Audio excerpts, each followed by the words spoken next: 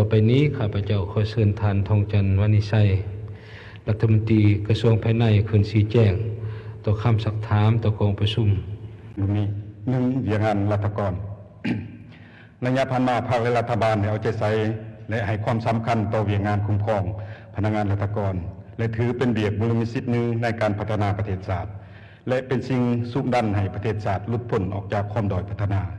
โดยปฏิบัติตามกฎหมายว่าโดยพนักงานรัฐกรในแต่ละปีองค์การจัดตั้งภาครัฐเนี่ยเราสั่งศาสตร์และองค์การจัดตั้งมหาชนขันศูนย์กลางและท้องถิ่นได้รายงานสภาพการจัดตั้งปฏิบัติการคุ้มครองพนักงานรัฐกรและแผนความต้องการจำนวนตัวเลขรัฐกรใหม่ของตนให้กระทรวงภายในเพื่อสังรวมและรายงานรัฐบาลพิจารณาตามความเหมาะสมในแต่ละปีอิงใช้เวลาแห่งชาติของรัฐบาลเกี่ยวกับการแก้ไขความยุ่งยากทางด้านเศรษฐกิจการเงินรัฐบาลในวางขาดหมายลดพรจำนวนรัฐกรลงเทียบใส่จำนวนพลเมืองทั่วประเทศให้อยู่ในระดับ 1.8% เพื่อให้สอดคล้องกับรายรับงบประมาณของรัฐบาลปี 2021 ทั่วประเทศมีพนักงานรัฐกรรวมทั้งหมดจำนวน 176,151 คนยิ่ง 83,102 คนในนั้นรัฐกรครูมีจำนวน 74,041 คนยิ่ง 40,081 คนรวมเอา 42% ของจำนวนพนักงานรัฐกรทั้งหมดรัฐกรแพทย์มีจำนวน 16,254 คนยิ่ง 11,033 คนรวมเอา 9.5% ของจำนวนรัฐกรทั้งหมดในนั้นอยู่ขันศูนย์กลางมี 14% ขันแขวงมี 21% และขันเมืองมี 65%ตัวเลขพนักงานรัฐกรทั้งหมดเมื่อเทียบใส่จำนวนพลเมืองลาวจำนวน 7,337,777 คนเท่ากับ 2.4% เทียบใส่ปีผ่านมาเห็นมามีถ่ายเอียงลดลงเทียบใส่บรรดาประเทศอาเซียนสปป.ลาวมีจำนวนพนักงานรัฐกรหลายเป็นอันดับ 4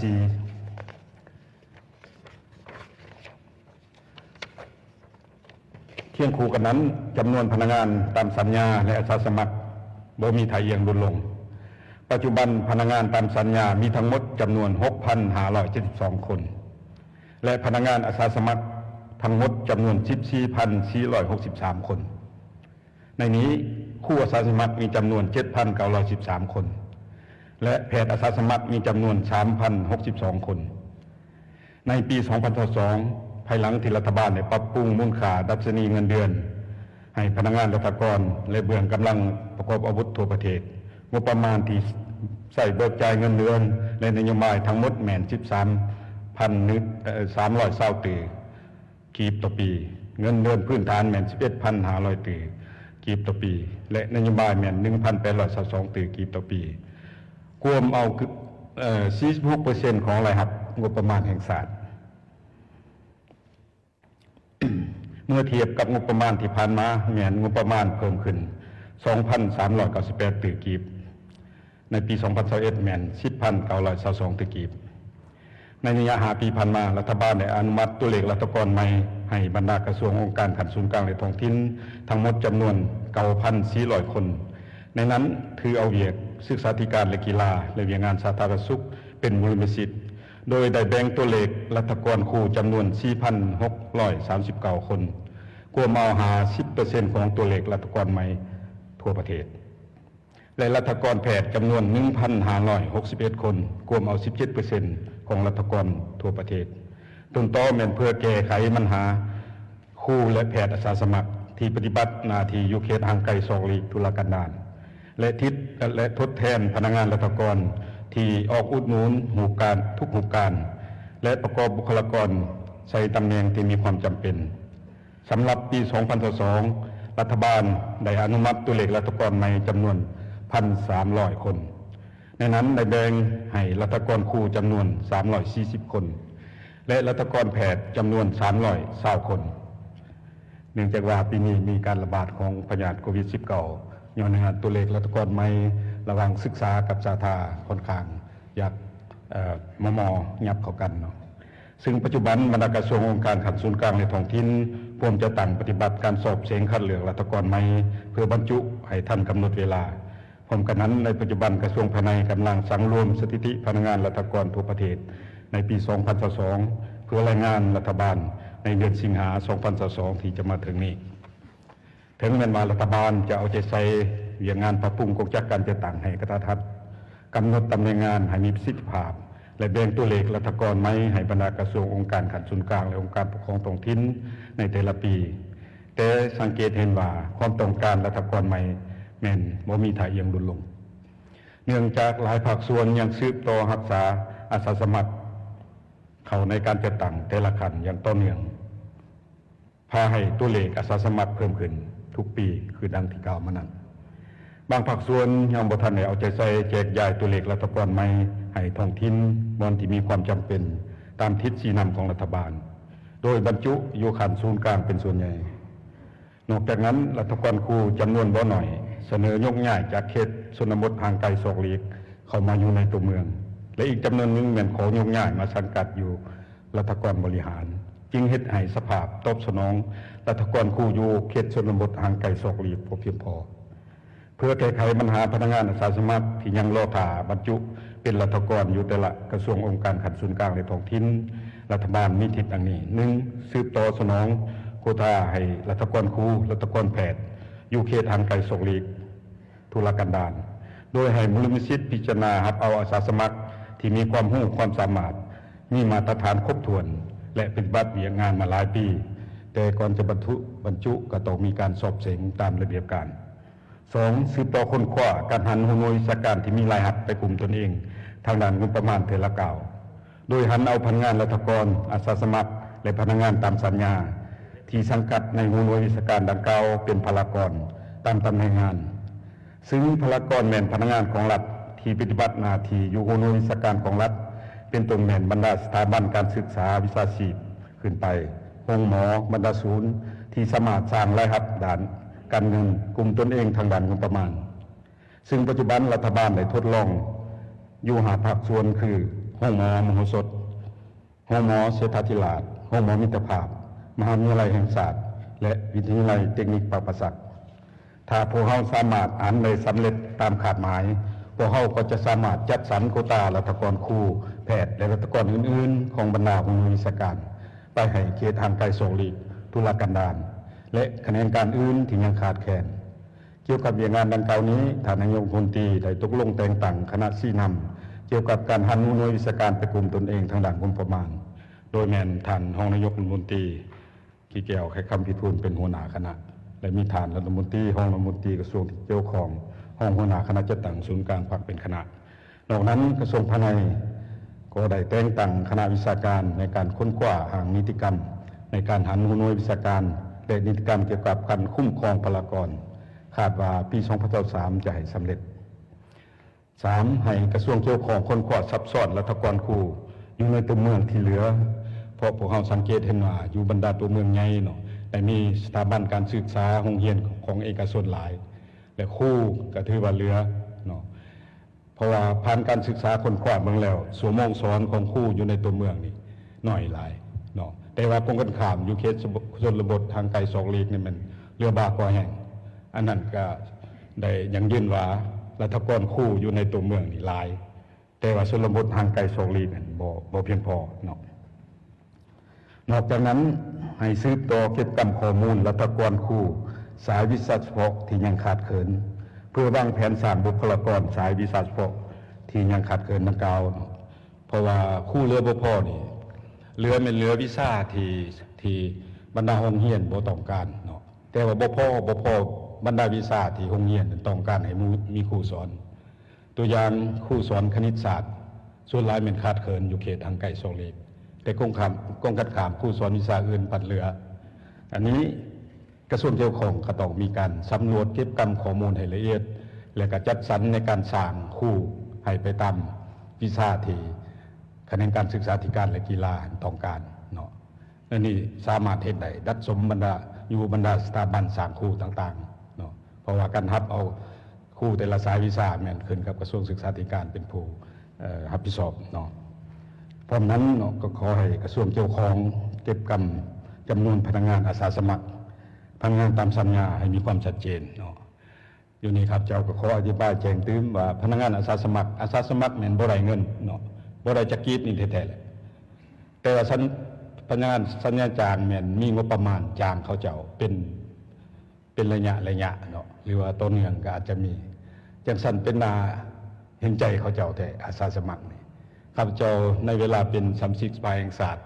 อยู่เขตเลือกตั้งที่6แห่งหลวงพระบางก็ได้ไปพบปะพ่อแม่ประชาชนและในร่มกับพนักงานสัญญาจ้างก็เป็นไตโดนเขาอีดูตนเขาเจ้าแท้บ่ได้เงินเดือนจักกีบก็เลยถามว่าเงินที่เอามากินเพื่อสอนลูกหลานนักเรียนเอามาแต่ไสมาพ่อแม่นักเรียนเก็บเอาเนาะผู้มีไก่มีเป็ดมีผักมีก็เอามาสวยแต่เขาเจ้าก็รอท่าเขาเป็นรัฐกรเนาะเป็นนาเห็นใจเลยแต่ว่าเขาเป็นผู้หนึ่งที่หาวหันยังหาวหันก็ผู้ที่เป็นรัฐกรครับเพราะว่าเขาบุกเบิ้นสร้างผลงานอย่าเข้าเป็นรัฐกรส่วนผู้เป็นรัฐกรแล้วบางเทื่อยังเฮ็ดเวียกบ่มีประสิทธิผลต่อเขาเจ้าอันนี้ก็น่าเห็นใจเนาะ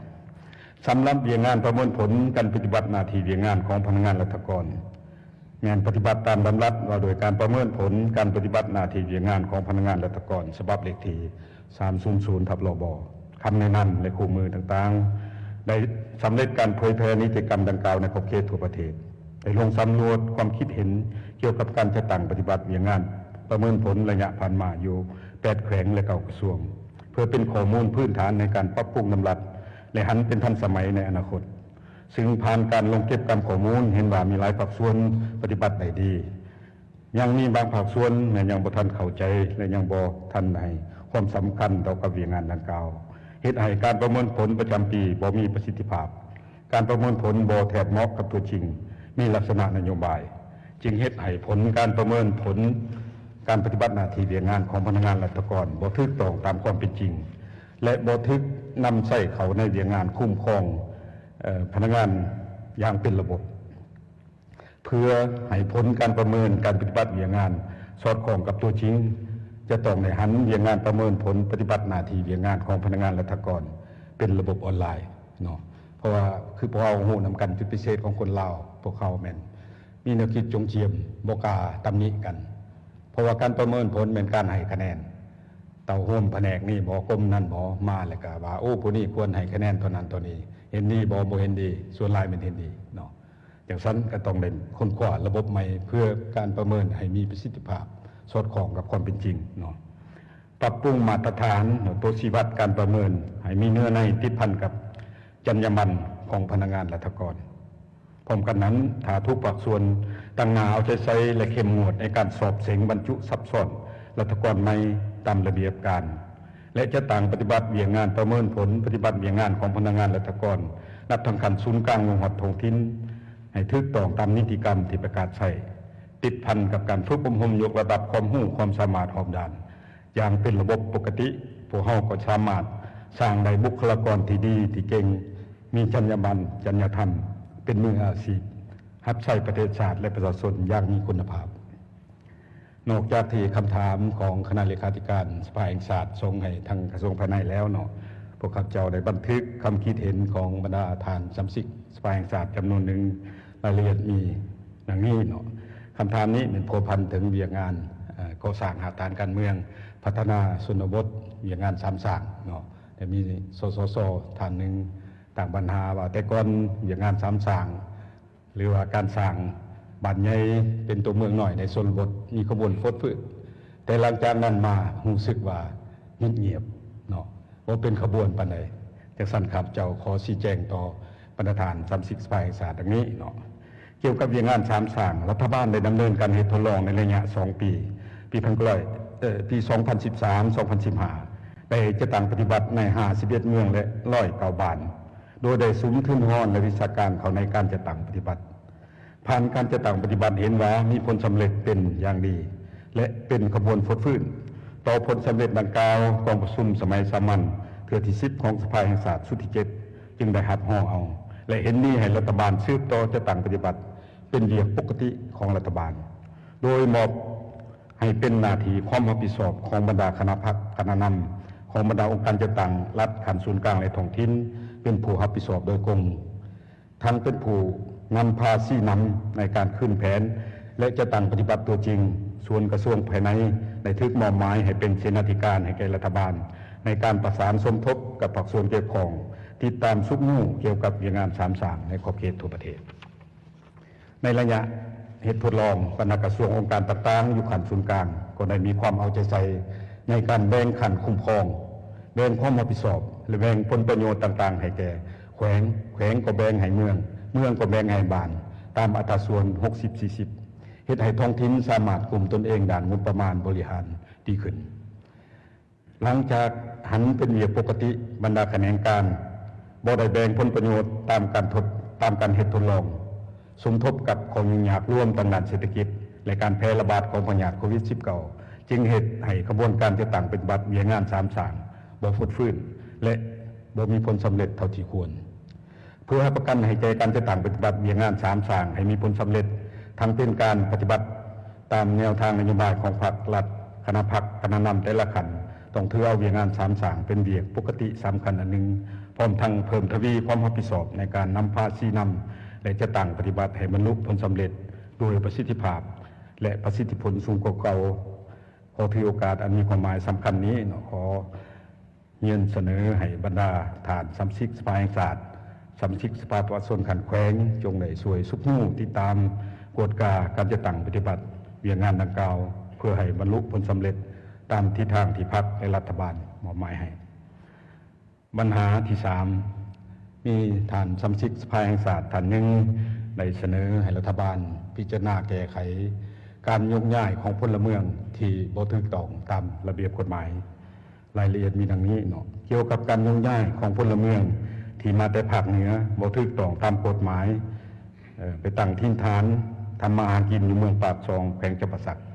ซึ่งมีจำนวน192ครอบครัวจำนวนพลทั้งหมด925คนยิง473คนที่มาจาก10แขวงคือแขวงพงศลีแขวงลุพบางแขวงหัวพันแขวงอุดมไซแขวงเวียงจันทน์นครหลวงเวียงจันทน์บริคำไซแขวงเชียงขวางแขวงสัญญาบุรีและแขวงไซสมบูรณ์ผ่านการประสานสมทบกับแผนกภายในแขวงจำปาสักและกรมสัมมโนครัวก่อสร้างหลักฐานกระทรวงป้องกันความสงบเห็นว่าการยกย้ายพลเมืองดังกล่าวมีจำนวนหนึ่งได้ขึ้นสัมมโนครัวอยู่ท้องถิ่นเดิมก่อนยกย้ายมาแล้วแต่ก็อีกหลายครอบครัวบ่มีสัมมโนครัวตัวเลขอีกอย่างถามก็ถือว่าบ่มีสัมมโนครัวมาจากไสท้องถิ่นใดและสภาพก็ยังสืบต่อยกย้ายมาโดยตลอดปัจจุบันคะแนนการภายในคะแนนป้องกันความสงบสมทบกับภาคส่วนเกี่ยวข้องและอำนาจการปกครองเมืองปากซองลงเคลื่อนไหวเก็บกำข้อมูลและศึกษาอบรมให้ประชาชนที่ยกย้ายมาบ่ถูกต้องกับคืนถิ่นฐานเดิมแต่ว่าปัญหานี้ก็บ่ง่ายปานใดมาตรฐานบางครอบครัวเขาเจ้าได้ขายดินขายดอนขายเฮือนไปแล้วถ้าให้เขาเจ้ากลับคืนไปท้องถิ่นเดิมจักสิอยู่ไสบ่มีหอดเฮือนอยู่บ่มีหอดดินอยู่บ่มีหอดดินทำการผลิตอันนี้ก็เป็นปัญหาหนึ่งที่จะต้องได้สืบต่อค้นคว้าแก้ไขเพราะนั้นก็ต้องได้เอาใจใส่เก็บกำข้อมูลให้ละเอียดเป็นต้นวันทำการผลิตเฮือนอยู่แล้วจึงค้นคว้าพิจารณาแก้ไขไปตามระเบียบได้เอาใจใส่ในความห่มเลยเผยแพร่นิติกรรมใจแจ้งก่อนจะยกย้ายต้องได้ประกอบเอกสารเสนอขออนุญาตนำบ้านนำเมืองที่จะไปอยู่อำนาจการปกครองที่เกี่ยวข้องหับห้องก่อนแล้วจึงมาเอาไปยกย้ายอยู่บ้านอยู่เมืองท้องถิ่นเดิมที่ตนเองอาศัยในการจะตั้งอนุมัติแล้วจึงยกย้ายไปได้แต่ว่าผ่านมาปรากฏการณ์ย่อท่อแม่นบ่ไปตามขั้นตอนดังกล่าวนี่แต่ว่าอยากยกย้ายไปใส่ก็ยกย้ายพนักงานวิชาการก็ได้มารายงานว่าเขาเจ้าก็ปฏิบัติตามรัฐธรรมนูญนั่นแหละและกฎหมายก็กำหนดว่าพลเมืองลาวมีสิทธิ์อาศัยอยู่ไสก็ได้ในดินแดนของลาวนี่แต่ว่าบ่คำนึงซะว่าต้องถูกต้องตามระเบียบกฎหมายในขั้นตอนต่างๆที่ภาครัฐวางออกนะ แน่นอนปัญหาดังกล่าวนี้จะต้องได้สืบต่อประสานสมทบกับหลายภาคส่วนเพื่อพร้อมกันแก้ไขอันนี้แต่ละปีนี้มาถูกต้องตามกฎหมายก็หลายมาจากบรรดาแห่งภาคเหนือเนื่องจากบ่มีบ่อนทำการผลิตแต่ว่าเขาเจ้าก็ยกย้ายถูกต้องตามระเบียบกฎหมายฮอดแขวงเสนอหารัฐบาลก็ได้พบประสานกับบรรดาแห่งที่เกี่ยวข้องว่ามีพื้นที่ทำการผลิตหรือบ่เหมาะสมหรือบ่เอาวิชาการลงไปกวดกา แล้วจริงยกย้ายมาตามระเบียบการมีหลายแขวงหัวพันก็หลายแขวงเชียงขวางบรรดาแขวงภาคเหนือโดยรวมเนาะอันนี้ก็เห็นว่าสิต้องได้สืบต่อในการเฮ็ดหน้าที่คุ้มครองให้เข้าสู่ระเบียบกฎหมายแต่ว่าสิ่งสำคัญหลักๆก็แม่นต้องได้ศึกษาอบรมให้พลเมืองของพวกเขามีความเข้าใจต่อกับการยกย้ายถิ่นฐานเนาะ ข้าพเจ้าต้องเป็นประยชน์สมาชิกสภาแห่งชาติประจำเขตเลือกตั้งที่ 16 แขวงสิกอขออนุญาตถามท่านรัฐมนตรีกระทรวงภายในอันที่หนึ่งโควต้ารัฐกรครูปี2022จำนวน340 คน ในนี้ท่านได้มีแผนจัดสรรตามสัดส่วนคือในใดระหว่างจำนวนนักศึกษาครูที่เรียนจบใหม่และจำนวนครูอาสาสมัครข้อที่สองตามความเห็นของทางรัฐมนตรีว่าอาสาสมัครมีลักษณะเพิ่มขึ้นในแต่ละปีถ้าในกรณีขึ้นดังกล่าวนี้ทางรัฐมนตรีกระทรวงภายในมีกลไกหรือวิธีการแนวใดเพื่อบ่ให้โควต้าเพื่อบ่ให้จำนวนครูอาสาสมัครนี่เพิ่มขึ้นในปีต่อไปขอขอบใจท่านประธานข้าพเจ้าผู้คงจินุโลกสสสเขต13 สวรรณเขตก่อนอื่นข้าพเจ้าขอแสดงความสมเสยต่อผลงานที่รัฐบาลย่านมาได้ใน6 เดือนที่ผ่านมาและก็ตีราคาสูงต่อความพยายามในการวางทิศทางวิธีการมาตรการห้องรับกับสิ่งท้าทายที่จะเกิดขึ้นในท้ายปีใน6 เดือนท้ายปี2022ที่จะมาถึงนี้ต่อกับบทประกอบความเห็นของท่านรัฐมนตรีมีจุดหนึ่งที่ท่านได้ยกขึ้นมาเรื่องการแก้ไขปัญหาอาสาสมัครที่ยังรอถาบรรจุเป็นราษฎรนั้นอยู่ในทิศทางนั้นท่านได้ยกขึ้นว่าให้จะสืบต่อค้นคว้าการหันหัวหน่วยวิชาการที่มีระหับไปกุ้มตนเองทางด้านงบประมาณเทื่อละ9โดยหันเอาพนักงานราษฎรอาสาสมัครและพนักงานสร้างที่สังกัดในหัวหน่วยวิชาการเป็นพลากรตามตำแหน่งงานอันตัวนี้นี่ข้าพเจ้าว่าข้าพเจ้าก็เห็นดีเป็นเอกภาพสูงต่อทิศทางตัวนี้แต่ว่าในทัศนะส่วนตัวแล้วข้าพเจ้าคิดว่าเป้าหมายลึกๆอันหนึ่งทั้งรัฐบาลก็คือในการการปรับปรุงกลไกในการมาบริหารคุ้มครองเพื่อเฮ็ดจังไดให้กงจักรรัฐทันมีลักษณะกระทัดรัดแต่ว่ามีประสิทธิภาพประสิทธิผลสูงและอยู่ในนี้ท่านก็ได้ยกว่าผมเหตุการณ์ทดลองอยู่2 แขนงการคือสาธารณสุขและแขนงการศึกษาทั้งนั้นทั้งนี้ก็เป็นเพื่อยกสูงคุณภาพในการบริหารก็คือในการบริการให้แก่สังคมในแขนงสาธารณสุขก็เพื่อยกสูงคุณภาพในการบริการด้านสุขภาพแล้วก็เรื่องการศึกษาก็เพื่อยกสูงคุณภาพในการเรียนการสอนเพื่อสร้างบุคลากรที่มีความรู้ความสามารถเอามารับใช้แก่สังคมนั่นเองในส่วนตัวข้าพเจ้าขอเสนอแลกเปลี่ยนว่ามีความเป็นไปได้บ่นอกจากจะให้ทดลองอยู่2 แขนงการนี้แล้วแม่นเสนอให้เฮ็ดทดลองอยู่แขนงการอื่นเช่นกันโดยเฉพาะอย่างยิ่งก็เป็นแขนงการที่มีวัตถุอุปกรณ์เทคโนโลยีระดับสูงเพราะว่าอยู่ในหัวหน่วยตัวนี้นอกจากจะต้องการพลังงานคุ้มครองนำพาที่มีความสามารถและที่ดีแล้วพวกเขายังต้องการบุคลากรหรือวิชาการที่มีทักษะแล้วก็มีวิชาเฉพาะทางขั้นสูงขึ้นกันในการมาควบคุมบัญชาและการนำใช้อุปกรณ์เหล่านี้เพื่อยกสูงคุณภาพในการเฮ็ดเวียกงานของหัวหน่วยดังกล่าวข้าพเจ้าเชื่อว่าด้วยกลไกตัวนี้จะเฮ็ดให้หัวหน่วยนี้มีเงื่อนไขและก็มีสภาพแวดล้อมที่คล่องตัวกว่าที่จูงใจกว่าเพื่อรักษาและดึงดูดเอาพนักงานวิชาการหรือบุคลากรที่ดีและที่เก่งเข้ามาร่วมประกอบส่วนในการเคลื่อนไหวเวียกงานในหัวหน่วยนั้นๆเจ้าขอบใจการพัฒนาชนบทเรียกว่าโดยรวมแล้วผ่านการประเมินตาม3-4 8ข้อพวกเฮานี้ถือว่ามันจุดค้างคามัน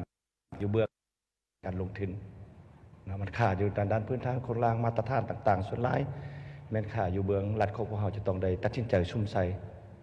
แต่จุดนี้นะผ่านมาเพิ่นก็ว่าแล้วกลายเป็นเวียกปกติของท้องถิ่นฉะนั้นแม้นการมอบเวียกเป็นปกติแต่ว่างบประมาณที่จะซุ่มใส่ท่านบ่ได้ตอบสนองจะมีวิธีการแก้ไขแนวใดอันที่สองในฐานะที่เป็นองค์การสร้างความเข้มแข็งให้แก่องค์การรัฐนี้ข้าพเจ้าเป็นห่วงที่สุดท่านจะมีวิธีการใดในการสร้างเมืองเข้มแข็งรอบด้านและบ้านเป็นหัวหน้าพัฒนาโดยเฉพาะแม่นองค์การปกครองบ้าน5หน่วยงานของบ้านนั้นพวกเราได้มีการสร้างตั้งมีระบบคักแน่แต่ว่าการจัดฝึกอบรมยกคิดความสามารถในการนำพาอยู่ท้องถิ่นของกระเจ้าพวกเราบ่ได้เฮ็ดผ่านมาก็แต่งตั้งบางท่านก็ในบ้านไล่คนก็ไล่สมัยแต่ก็แต่งนั้นเลือกผู้อื่นก็บ่ได้แท้ๆแต่ว่าเฮ็ดก็ได้สำนั้นมีการเปลี่ยนแปลงก็เพียงแต่เล็กๆน้อยๆแต่บ่สามารถจะเฮ็ดหน้าที่ของตัวเองอยู่หากท่านนั้นมันได้ดีกว่าเก่านั่นแหละฉะนั้นขอให้พิจารณาสมทบกับภาคส่วนเกี่ยวข้องเบิ่งยกคิดความสามารถของการปกครองบ้านให้เข้มแข็งขึ้นกว่าเขาตื่มขอขอบใจต่างๆฉะนั้นเพื่อตอบโจทย์ต่อกับคำถามของบรรดาผู้เลือกตั้งผู้มีสิทธิเลือกตั้งอยู่ท้องถิ่นของพวกข้าพเจ้าเนาะโดยเฉพาะและมันอยู่ในเขตเลือกตั้งที่7แข้งสัญญบุรีโดยเฉพาะแล้วและมันต่อกับการแก้ไขต่อกับครูอาสาสมัครทานก็ได้มีคำเห็นจ่ายแจงแล้วนะอยู่ในนี้แล้วต่อกับภาคส่วนเกี่ยวข้องก็คือกระทรวงสาธารณสุขเพิ่นก็ได้มีแผนเนาะพันขยายออกแจ้งการแนะนำเลขที่1219นี้เนาะลงวันที่20สิงหาคม2019การแก้ไขครูเรือบ่พอนั้นซึ่งก็ทางกระทรวงเกี่ยวข้องก็ได้ชี้นำบรรดาแขวงต่อกับครูอาสาสมัครก็คือครูที่เรือบ่พอโดยที่จัดครูดังกล่าวนี้เข้าไปบอนที่บ่พอก็แม่นเอาครูแต่ว่ามันก็บ่ทึกซ้ำทึกซ้ายเช่นเดียวกันคือข้าพเจ้าได้ยกเมื่อวานนี้เช่นว่าครูปฐมเรือเพิ่นก็เอาไปซ่อนชั้นอนุบาลสวยแล้วก็ครูที่อยู่ชั้นมัธยมต้นไปซ่อนม.ปลายสวยอยู่ในนั้นวิชาที่ซ่อนที่เรียนมาก็บ่สอดคล้องกับวิชาที่เพิ่นจบแต่ก็มีความจำเป็นในการจัดเข้าเนาะฉะนั้นเพิ่นก็ได้จัดตั้งปฏิบัติได้แล้วโดยที่กำหนดทุนหอนของภาครัฐโดยการฝึกอบรมแต่ละระยะบางจำนวนก็ได้ส่งมาฝึกอบรมเข้าอยู่ศูนย์ยังเนาะหลายปีเป็นปี2ปียังจบอันนั้นก็ถือว่าได้จัดตั้งปฏิบัติแนวนั้นฉะนั้นต่อปัญหาดังกล่าวนี้มันเกี่ยวพันถึงว่ามันติดพันกับอาสาสมัครเฉพาะเขตเลือกตั้งข้าพเจ้ามี100กับ1,000กับ10คนที่ว่าเป็นอาสาสมัครที่ว่าได้บรรจุเข้าเนาะจังซั่นอันนี้มันก็แตะตรงคือว่าพวกเราจะได้แก้ไขแนวใดต่อกับปัญหาดังกล่าวนี้ที่ว่านอกจากนั้นก็เห็นดีที่ท่านว่าจำนวนดังกล่าวพวกเราบ่ได้มีเงินให้แต่ว่าองค์การปกครองท้องถิ่นองค์การปกครองบ้านที่ว่ามีพนักงานไปซ่อนดังกล่าวนี้ได้มีความตั้งหน้าช่วยต่อกับครูอาสาสมัครเป็นต้นนึ่งมาบางบ้านที่มีท่าแห่งก็ได้แก้ไขเงินของพ่อแม่ประชาชนได้ออกกันช่วยอาสาสมัครบางเดือนก็ได้300,000 400,000กีบต่อคนแต่บางบ้านส่วนหลายเกือบทุกคนเลยมันได้เข้ากินเนาะปีนึงได้จักกิโลนี่แม่นประชาชนช่วยหมดจะซ้ำโตกับผลงานดังกล่าวนี้ก็บ่เห็นออกมาซึ่งเป็นผลงานการประกอบส่วนของประชาชนอันนี้ข้าพเจ้าว่าพวกเราจะแก้แนวใดอันที่2มานี้โตกับการสร้างทรัพยากรดังกล่าวนี้โตกับครูโตกับพนักงานอีหยังต่างๆที่ว่าพวกเราก็ได้มีจะแจ้งว่าได้บรรจุโครงประกอบบุคลากรนับแต่ขั้นบานฮอดขั้นสูงกลางก็ได้มีการกำหนดขั้นบานให้ 10% ของแม่หญิงแล้วเมืองก็มี 15% แขวง 20% ศูนย์กลาง 25% สมาชิกสภาแห่งชาติรวมฮอดรัฐกรให้กว่าฮอด 50% ของเพศหญิงจักซั่นอยู่ในนี้ยังบ่ทันเห็นกำหนดว่าเผ่าพวกเฮาสิกำหนดบ่จักซั่นอยู่ในนโยบายของพรรคก็ได้กำหนดให้มีเพศมีเผ่าแต่ว่าก็บ่เห็นออกมาจะแจงซึ่งมันมีผลสะท้อนฮอดยามกองประชุมใหญ่องค์คณะพรรคเมืองยามใดนี่ก็แม่นมาซอกเอาแต่เพศแต่เผ่าเนาะซึ่งอันนี้พวกเฮาบ่ได้สร้างโครงสร้างมาจากสันทัศนะส่วนตัวข้าพเจ้าคิดว่าเฮ็ดได้บ่คือเฮาสร้างโครงประกอบของเศรษฐกิจนี่นะก็มีการค้ามีบริการมีอย่างต่างๆจากนั้นโครงประกอบเผ่านี่เฮาเฮ็ดได้บ่อยู่ในประเทศลาวเฮานี่มีเผ่าจากเผ่า51เผ่าแล้วโครงประกอบของบุคลากรนี่นะเฮาสร้างมานี่เผ่าลาวนี่มีจักเปอร์เซ็นต์เผ่ากระมูเผ่าข้าพเจ้าว่ากำหนดนั้นออกมาได้บ่มันจริงจะสอดคล้องในการจะตั้งปฏิบัติอันนั้นเป็นข้าพเจ้าอยากเสนอเนาะในนั้นต่อกับคำสักถาม ของบรรดาเขตเลือกตั้งที่ว่าเขาเจ้าก็มีปัญหาตลอดในการจัดตั้งปฏิบัติเนาะขอขอบใจ คำถามที่หนึ่งโควตารัฐกรครูในปีนี้เนาะ340 คน